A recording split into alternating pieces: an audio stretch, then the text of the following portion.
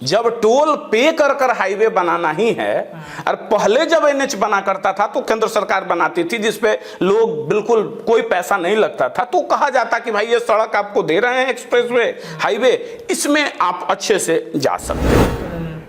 और यहाँ उस पावर प्लांट में ऐसा कोई प्रोविजन है कि भाई बिहार को हम स्पेशल स्टेटस नहीं दे रहे हैं, यहाँ जो भी उद्योग धंधे लगेंगे उसमें 50% एम्प्लॉय बिहार के बच्चे होंगे, ऐसा प्रोविजन होना चाहिए था। उसके लिए है वो फंड, बाढ़ रोकने के लिए 11,000 करोड़ में डैम बनवाएंगे तो बनवाए ना, पहले भारत सरकार डायरेक्ट डैम बनवा दे, तो वो नहीं करेंगे, वो उनके लिए तो 11,000 करोड़ दिया गया। अब कितना जनता तक पहुंचेगा ये तो ऊपर वाला मालिक है। तो जब तीनों को जोड़िएगा तो ये 58-59,000 करोड़ पूरा हो जाता है, तो हॉस्पिटल आप कहां बनाएंगे? बिहार में जरूरत किन बातों की थी वो हो सकता है। और जमीन से हाईवे का हाइट रहेगा 100 फीट, मालूम हुआ कि हाईवे के किनारे का जमीन हो गया 100 फीट नीचे, तो ये सब आईवास है। ये बिल्कुल बिल्कुल धोखा है बिहार के साथ। 11,500 करोड़ रुपया ही है मात्र, जिस रुपये से कितना पहुंच पाता है जनता तक, क्योंकि वो नॉन ऑडिटेड फंड है, और उसका क्या आने वाले समय में होगा सब दुहाई, उसकी दुहाई देकर सरकार बनाने, कहीं मुख्यमंत्री हम बन जाएं, इसके लिए खूब खून पसीना बहाते हैं। 20 दिन 25 दिन 30 दिन दिन रात एक कर देंगे, और उसके बाद नहीं बने, बिहार की जनता भाड़ में जाए, बात खत्म हो गया। चल रहा है बजट है, नेता प्रतिपक्ष कहाँ रह रहे हैं, एगो बीमारी का बहाना कि भाई हमारा L4 L5 क्या तो हो गया है बैकबोन में, अब उसी लिए रेस्ट, क्या करते रहिए रेस्ट, कोई बात नहीं है। पनोरमा ग्रुप, जो सोचता है वो करता है। नमस्कार, भारत लाइव पे आप सभी का एक बार फिर से बहुत बहुत स्वागत है। एक बार फिर हॉट टॉक करने हमारे साथ YSD युवा समृद्धि दल के राष्ट्रीय अध्यक्ष अमित सिंह जुड़ चुके हैं। बिहार के राजनीति में बहुत ऐसे बदलाव हुए हैं और बहुत सारी ऐसी परिस्थितियां बदलने वाली हैं। इन बदलती परिस्थितियों के बीच आपने देखा होगा कि बजट सत्र चल रहा था, और इस बजट सत्र के दरमियान कितने सारे जो ऐलान हैं वो हुए हैं। बिहार को विशेष पैकेज मिला है, 59,000 करोड़ रुपए की राशि मिली है। इस 59,000 करोड़ की राशि नीतीश कुमार कहां पर बिहार में खर्च करेंगे? एक युवा होने के नाते युवा समृद्धि दल की जो पार्टी है वो कैसे इस बजट को देखती है? साथ ही साथ बिहार में विधानसभा का मानसून सत्र चल रहा था, इस सत्र के दौरान एक युवा चेहरा जिससे काफी उम्मीद थी, नेता प्रतिपक्ष हैं वो बिहार में, तेजस्वी यादव गायब थे, कई सारी घटनाएं घटी, उन पर चर्चा करेंगे। सबसे पहले बहुत बहुत स्वागत है अमित सर आपका भारत लाइव पे। बहुत बहुत धन्यवाद रतन जी। बजट सत्र आया है, कैसे आप देखते हैं कि युवा होने के नाते क्या उम्मीद है बिहार के इस बजट से आपको? देखिए, बिहार के जो भारत सरकार द्वारा बजट लाया गया है और बिहार में भी बजट ये किया गया है, तो पहले उस पर डिस्कस कर लें कि बिहार को जो 59,000 करोड़ कहा जा रहा है ना, ये भाई बिल्कुल 100% मतलब इसको छलावा ही आप कह सकते हैं। सही छलावा है, बिल्कुल छलावा है, प्रमाणित तौर पे आपके बता देते हैं। उस बजट में 3 प्रोविजन है और उसके साथ सब प्रोविजन बहुत सारा कर दिया गया है। पहला 26,000 करोड़ का प्रोविजन है हाईवेज के लिए, ठीक है। तो बिहार में जो हाईवे बनेगा उस हाईवे पे चलने वाले लोग बिना टोल दिए जाएंगे क्या? जब टोल पे कर कर हाईवे बनाना ही है, और पहले जब एनएच बना करता था तो केंद्र सरकार बनाती थी जिसपे लोग बिल्कुल कोई पैसा नहीं लगता था, तो कहा जाता कि भाई ये सड़क आपको दे रहे हैं, एक्सप्रेसवे, हाईवे, इसमें आप अच्छे से जा सकते हैं। लेकिन यहां तो हम जाएंगे तो टोल देना होगा। एक गरीब आदमी, मजदूर आदमी, किसान आदमी कहां सफर करता है? बस से, बिल्कुल पब्लिक ट्रांसपोर्ट से। उस पब्लिक ट्रांसपोर्ट को तो टोल भरना पड़ेगा ना। जब पब्लिक ट्रांसपोर्ट को टोल भरना पड़ेगा तो वो टिकट पे ही जोड़ेगा, तो फिर आखिर किसके पॉकेट से वो पैसा निकलेगा? तो फिर आप कह क्यों रहे हैं कि ये बिहार का बजट है और बिहार को हमने इतना दिया? 26,000 करोड़ मेरे हिसाब से जस्टिफाई नहीं है। क्लियर, मतलब रोड जो कनेक्टिविटी है, नहीं कनेक्टिव, हाँ दूरी कम होगी। अब बता रहे हैं ना, शहर पूर्णिया नहीं एकदम अच्छी बात है, शहरों की दूरी कम होनी चाहिए और इंफ्रास्ट्रक्चर बढ़ना चाहिए, लेकिन टैक्स फ्री। हाँ, मतलब टोल अगर नहीं हम बात इस सड़क की नहीं कर रहे हैं कि सड़क क्यों बन रहा है, सड़क बननी चाहिए, लेकिन जब उस सड़क के नाम पे आप बिहार के सिर लाद दे रहे हैं कि 26,000 करोड़ हम बिहार को खर्च करेंगे, तो ये 26,000 करोड़ आप अपने हित में खर्च कर रहे हैं। और इसके पीछे फैक्ट ये है कि पूर्णिया से मजदूर, सीमांचल से मजदूर, मिथिलांचल से मजदूर, मगध से मजदूर कितना द्रुत गति से महाराष्ट्र से लेकर गुजरात तक पहुंच सके, देश के विभिन्न प्रदेशों में पहुंच सके, तो ये है। यहां दिया जाता है बुलेट ट्रेन की बात, तो बिहार को मिलेगा। वंदे भारत बिहार को मिलेगा। क्यों? इसलिए कि कितना तेजी से कम समय में, अगर उनको मजदूर की जरूरत होगी, सप्लाई बिहार करता है। अच्छा अच्छा। यहां इस सड़क की उपयोगिता तब होती, कहा जाता कि इस जोन में हम यहां डेडिकेटेड इंडस्ट्रियल कॉरिडोर लगाने जा रहे हैं, बिठाने जा रहे हैं, और उन सबों को एक प्रोजेक्ट के तहत हम जोड़ेंगे, एक सड़क के तहत, ताकि उन प्रोजेक्टों का जो माल तैयार हो, बाजार तक जा सके, बाजार से उसको रॉ मटेरियल वहां तक पहुंच सके, टोल फ्री रोड होगा। देन वो लगता कि ये बिहार के विकास के लिए किया गया, मतलब ये मजदूरों को ढोने के लिए, दूसरे प्रदेशों में पहुंचाने के लिए।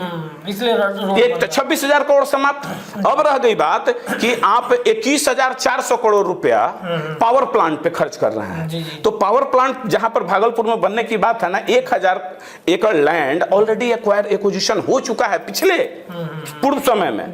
अब बताइए कि उस पावर प्लांट से बिहार को क्या बेनिफिट है? अभी बाढ़ पावर प्लांट और नवीनगर थर्मल पावर से बिहार को क्या बेनिफिट है? कितना प्रतिशत बिजली बिहार को मिलता है? पहली बात, अगर बिहार को जब सस्ती बिजली नहीं मिल सकती है तो फिर ये लगाने का क्या मतलब?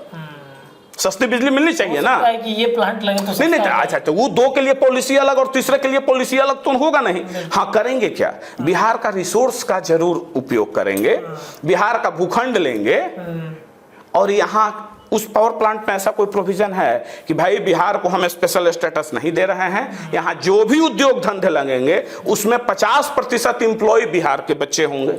ऐसा प्रोविजन होना चाहिए था। बिल्कुल। तो अब बिहार क्या करेंगे भाई? देखिए, पावर प्लांट में अब जब जाइएगा तो बाढ़ थर्मल पावर में जाइए, बगल में सब लोग देख सकते हैं। उसका जो कैंपस है, उस कैंपस के अंदर में ही उसका सब कुछ है, दुकान से लेके मकान तक, हॉस्पिटल से लेके सब कुछ उसी में है। सड़क के बाहर तो किसी को कुछ मिलता नहीं है।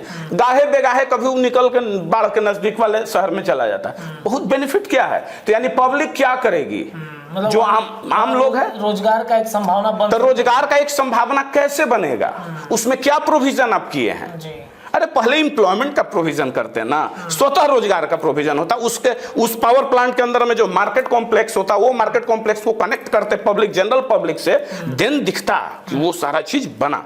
तो वो भी तो आप बिजली बनाएंगे बिहार में, पानी, मिट्टी, जल, यहाँ का रिसोर्स, पर्यावरण का प्रदूषण बिहार झेलेगा, लेकिन बिहार के लोगों को नौकरी नहीं मिलेगी। उस जहां पावर प्लांट होगा उसको पोल्यूशन होगा ना साहब। बिल्कुल। तो वो झेलेगा बिहार, और बिहार की बिजली बन के चली जाएगी गुजरात और महाराष्ट्र और उधर आंध्र प्रदेश, लेकिन बिहार में सस्ती बिजली नहीं मिलेगी। हम श्वास की बीमारी झेलेंगे, हम हृदय रोग झेलेंगे, लेकिन बिहार, तो फिर ये बिहार, तो उन दोनों 26 और 21 को मिला दीजिए 400, बात खत्म। स्वास्थ्य के लिए भी हॉस्पिटल बना। हाँ, अब स्वास्थ्य के लिए। अच्छा, तो कहां प्रोविजन है? 11,500 करोड़ रुपए आप कह रहे हैं कि ये बाढ़ राहत के लिए हम दे रहे हैं, जो बिल्कुल नॉन ऑडिटेड फंड होता है। खेल इसी 11,500 करोड़ में है। अब कितना हद तक, चूंकि उसकी कोई जांच पड़ताल होती नहीं है ना उस फंड की, तो आपदा के फंड की जब जांच पड़ताल नहीं होती है, केंद्र सरकार से ये एक बड़ा फंड माना जा रहा है बाढ़ को रोकने। हाँ, बाढ़ को रोकने के लिए नहीं, वो आपदा प्रबंधन के जो बाढ़ आती है उनके लोगों को राहत पहुंचाने के लिए, आपदा प्रबंधन, हाँ, उसके लिए है वो फंड। बाढ़ रोकने के लिए 11,000 करोड़ में डैम बनवाएंगे, तो बनवाए ना, पहले भारत सरकार डायरेक्ट डैम बनवा दे, तो वो नहीं करेंगे, वो उनके लिए। तो 11,000 करोड़ दिया गया, अब कितना जनता तक पहुंचेगा ये तो ऊपर वाला मालिक है। तो जब तीनों को जोड़िएगा तो ये 58-59,000 करोड़ पूरा हो जाता है। तो हॉस्पिटल आप कहां बनाएंगे? बिहार में जरूरत किन बातों की थी?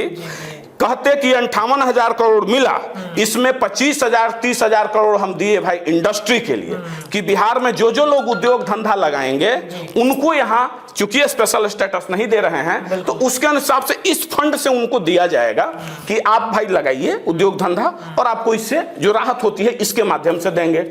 प्रत्येक बिहार के जिलों में सुपर स्पेशलिटी हॉस्पिटल के लिए एक फंड होता। बिहार में बड़े बड़े इंजीनियरिंग और medical colleges, IIT, ITI colleges, यहाँ मतलब स्टूडेंट्स को डिफरेंट टाइप्स का जितना भी जो शिक्षा ग्रहण करने के लिए दूसरे प्रदेश में जाते हैं, तो उसके स्थापना के लिए एक डेडिकेटेड फंड होता। तो मानते ना कि ये बिहार का फंड है, ये तो पूरा आप बिहार का। तो आप अच्छा, सड़क हल्दिया से अमृतसर कॉरिडोर बन रहा है, तो ले कहां से जाएंगे? समुद्र के रास्ते के, बिहार के रास्ते।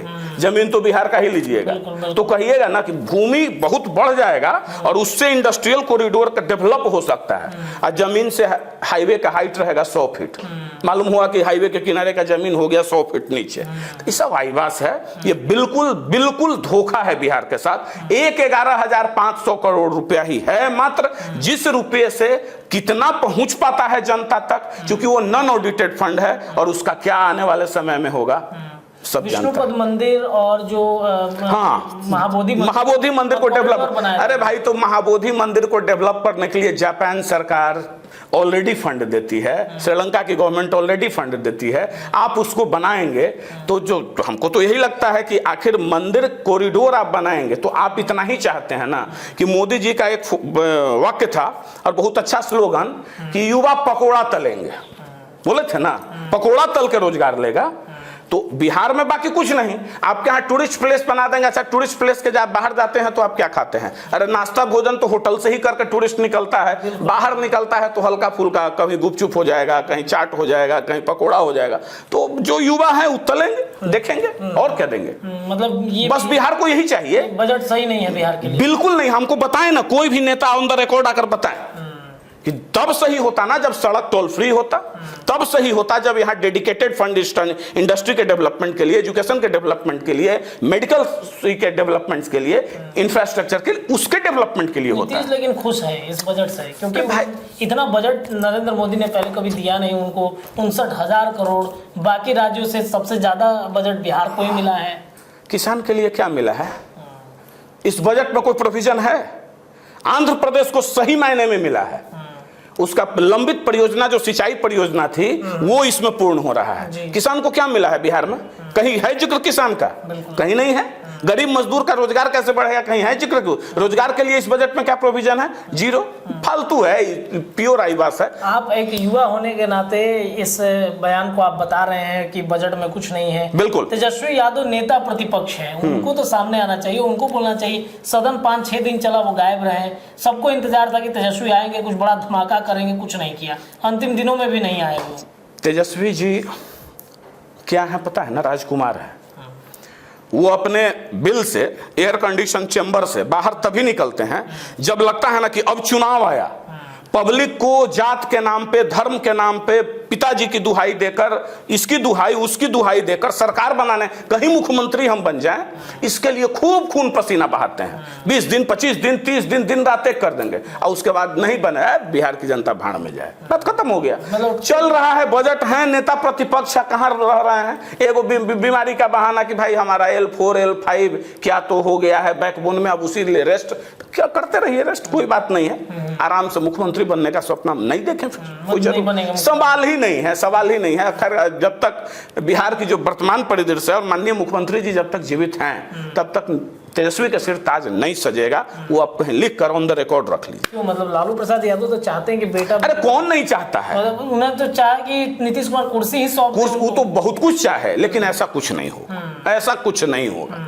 जब तक नीतीश कुमार जी जीवित हैं तब तक वो मुख्यमंत्री नहीं बन सकते हैं। अगर उनका यही रवैया रहा तो, अगर बनना होगा तो लालू जी के उन परिपाटियों को आत्मसात करना होगा जिसमें गली गली, गांव गांव, खेत खेत लोगों से जाते थे, मिलते थे, जुड़े रहते थे डे टू डे 365x7, तब कहीं संभव होगा।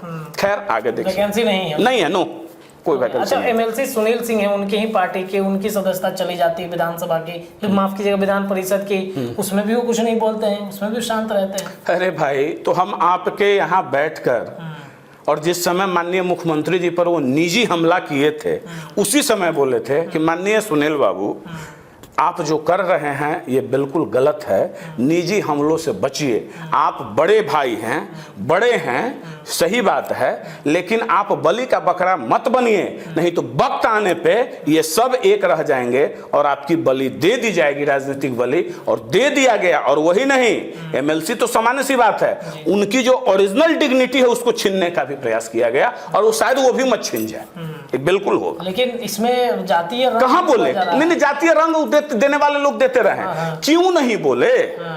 हम तो ये कहेंगे, हम उनके दल के नहीं हैं, लेकिन ये कहेंगे कि अगर सही मायने में सुनील सिंह जी को इतना ही मानती हैं आदरणीय पूर्व मुख्यमंत्री श्रीमती राबड़ी देवी जी भाई मानती हैं, लालू यादव जी के यानी साले हुए, तेजस्वी जी के मामा हुए, रिलेशन इस हिसाब से, तो करारा तमाचा और करारा जवाब तब होगा जब एक एमएलसी से हटे, वैकेंट हो, फिर से भेज दें, तब मतलब हो, फिर से उन्हीं को रिपीट कर दें, देन वो मतलब होगा कि ये बात हुई, अन्यथा बलि तो इनकी ले ली गई है। हाँ, बिल्कुल।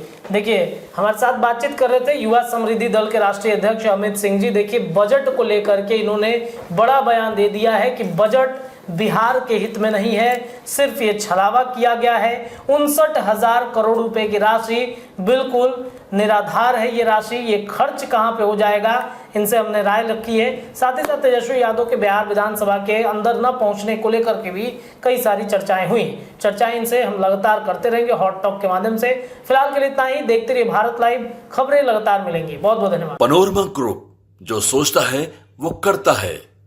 अगर ये वीडियो पसंद आई और वह बिहार के राजनीति और बिहारियत से सरोकार रखेनी तो सब्सक्राइब बटन दबा के चैनल के सब्सक्राइब कर ली। ओजे एगो घंटी बा, ओकरा बटन दबा देला से कुल सटीक और मारक खबर रुआ मुफ्त में मिल जाई। अगर रुआ पत्रकारिता के हमनी के नया प्रयोग में सहयोग कर चाहतानी तो ज्वाइन बटन दबा दी। पेटीएम नंबर नोट कर ली 9386816700। धन्यवाद।